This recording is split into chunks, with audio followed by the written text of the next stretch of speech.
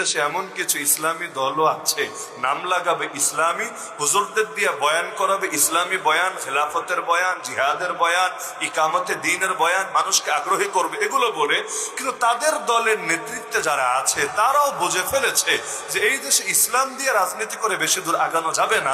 ওই রাজনীতি করতে গিয়ে তারা একদিকে হুজুরদের দিয়ে মানুষকে কনভিন্স করেছে ইসলামের বয়ান শুনিয়ে, আরেকদিকে ওই জনগণগুলোকে এবার ব্যয় করে ইসলাম বিরোধী বিভিন্ন শিক্ষা দিয়ে।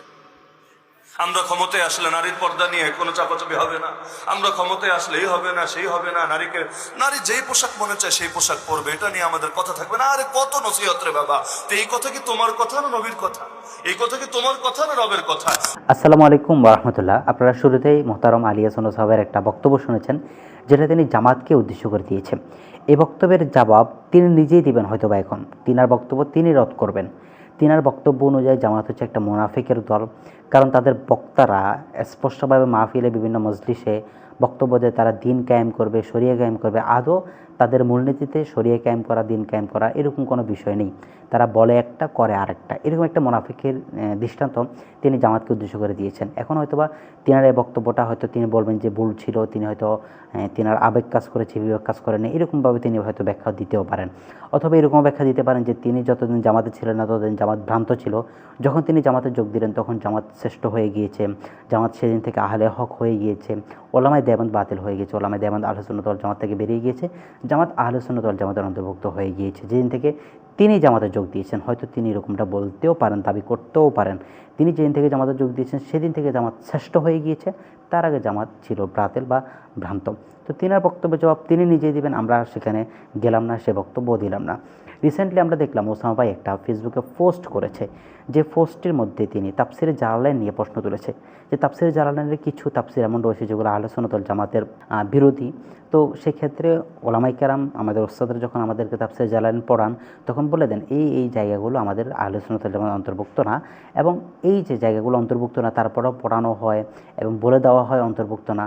তাহলে বিষয়টা কি? বিষয়টা হচ্ছে যেহেতু লেখকের কিতাব পরিবর্তন করা যায় না, লেখক যে কিতাবটা লিখবে এটা যদি পরিবর্তন হয়, যুগে যুগে পরিবর্তন হয়, তাহলে মূল লেখকের কিতাবটা আর থাকে না। এই জন্য লেখকের কিতাব পরিবর্তন করা যায় না বা পরিবর্তন করা হবে না, এরকমটাই তিনি বুঝিয়েছেন।